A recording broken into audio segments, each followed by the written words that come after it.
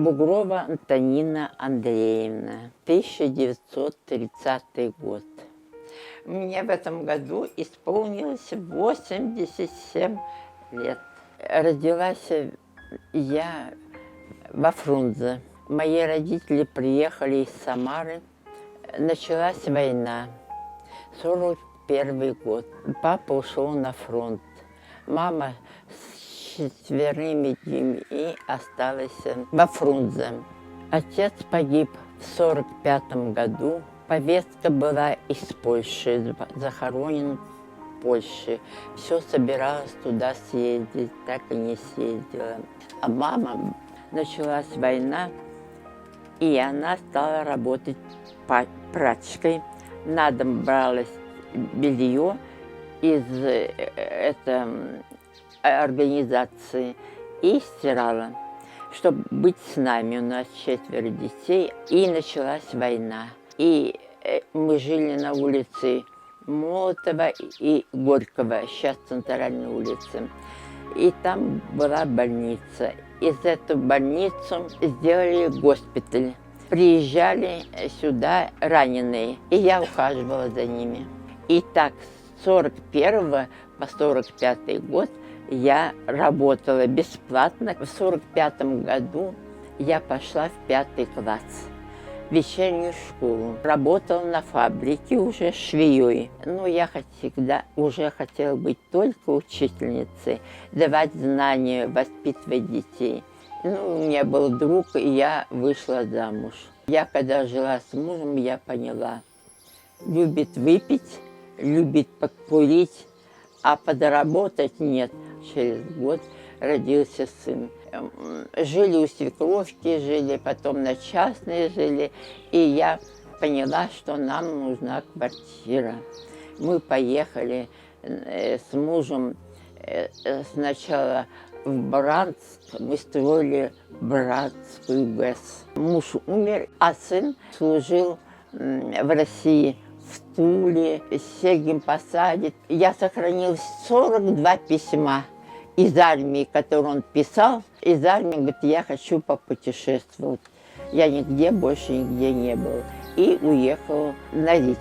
Влюбился, женился и остался. И там у меня родились 2 внука. Тоже по 18 лет отслужили по 2 года. Тоже любились и поженились. И так остались в России. У меня 2 внука живут сейчас в Сергиевом Посаде. Я 1 раз вызвала врача. Это 1 раз только вызвала. И поняла, порождала кардиолога с 8 утра до 5 вечера. И в 5 часов она только пришла. В напряжении в каком быть. И я с этих пор сказала, никаких врачей. Пока я хожу, я живу. Вместо записной книжки остались телефоны, с которыми я пользуюсь. Это подруга Лера, 75 лет, и Валерия, 75 лет, с которой не забывают меня. Мы с ними дружим больше 30 лет. Мечта купить говорящий телефон.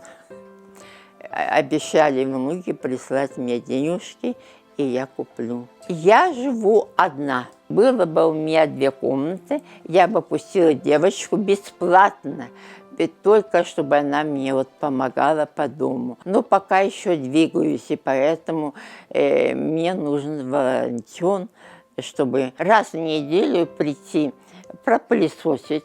У меня болит сердце и давление. Пожалуйста, все ХБ. Опять вернулась мода горох. А у меня она уже есть. Горох, а у меня уже это юбочка и это блузка. Вот, это шила 15 лет назад. Я вышила киргизский орнамент. Я еще почетный донор, и он у меня есть. Это. И мне каждый месяц дают 1000 сомов. Полы мою через день. Мои работы везде, я говорю, в Суздале, в Москве, в Ленинграде, на Сахалине, в Израиле. Меня не будет, а память обо мне останется. Я, когда ложусь спать, я благодарю космос, Вселенную, небо, землю за то, что у меня все хорошо. Делать людям хорошее, хорошеть самому. И я хорошею от того, что я делаю доброе, хорошее, и мне делают. Пожилые люди не заслуживают одиночества. Их должны помнить, навещать и помогать. Родные, они должны звонить и навещать. Дети обязательно должны заботиться о родителях, помогать им не только морально, но и материально. Одиночество пожилых людей нельзя оставлять одних самим собой.